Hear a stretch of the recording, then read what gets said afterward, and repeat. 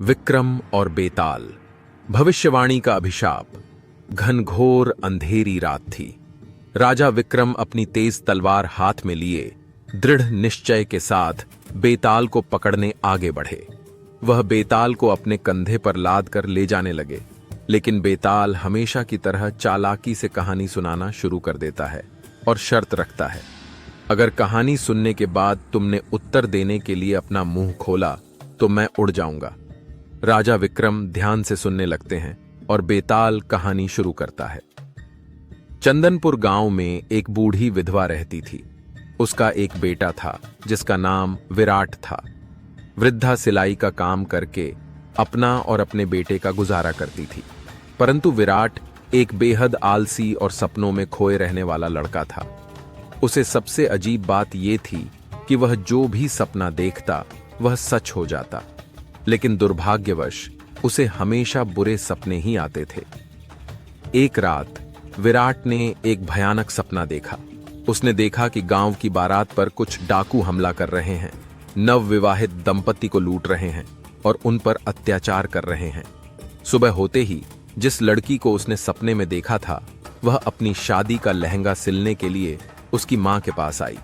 विराट ने अपने सपने की बात उस लड़की को बता दी। लड़की ने इस बात को अपने घर वालों से साझा किया, लेकिन किसी ने उसकी बात पर यकीन नहीं किया। इसे मात्र एक वहम समझकर टाल दिया। शादी के दिन जब दुल्हन बारात के साथ विदा हो रही थी तो वही घटना घट गई जो विराट ने सपने में देखी थी। डाकुओं ने हमला किया, लूटपाट की और कई लोग घायल हो गए। चूंकि विराट ने पहले ही यह बात बता दी थी, सभी को लगा कि वह डाकुओं से मिला हुआ है। लोग गुस्से में आकर उसे खूब पीटते हैं और उसे दोषी ठहराते हैं। कुछ दिनों बाद विराट को फिर से एक सपना आता है। इस बार वह सपने में देखता है कि गांव की चौधरायन का नया महल गृह प्रवेश के दिन आग में जलकर खाक हो जाता है। अगली सुबह चौधरायन लड्डू लेकर विराट की मां के पास आती है और उन्हें गृह प्रवेश समारोह में आने का निमंत्रण देती है। विराट अपने सपने की बात बताता है, लेकिन इस बार चौधरायन भड़क उठती है। गुस्से से लाल पीली होकर वह कहती है, तुम्हारा बेटा काली जुबान वाला है। यह हर किसी के लिए अनर्थ की भविष्यवाणी करता है। समारोह के दौरान चौधरायन ने सब तरह की सावधानियां बरतीं, लेकिन फिर भी आग लग गई और देखते ही देखते पूरा महल जलकर राख हो गया। इस घटना के बाद लोग विराट को काली जुबान वाला मानने लगे और उसे गांव से बाहर निकाल दिया। विराट को यह समझ में नहीं आया कि वह लोगों को बचाने की कोशिश कर रहा है, फिर भी लोग उस पर ही क्रोधित क्यों हो जाते हैं। वह एक अन्य राज्य में चला गया, जहां उसे राजमहल में रात्रि पहरेदार की नौकरी मिल गई। एक रात जब वह पहरेदारी कर रहा था, उसे फिर से एक सपना आया। उसने देखा कि सोनपुर नामक राज्य में भयंकर भूकंप आने वाला है, जिसमें सारा राज्य नष्ट हो जाएगा। वह घबरा कर जागा और सुबह होते ही राजा को अपने स्वप्न के बारे में बताया। राजा ने तुरंत सोनपुर जाने की योजना रद्द कर दी।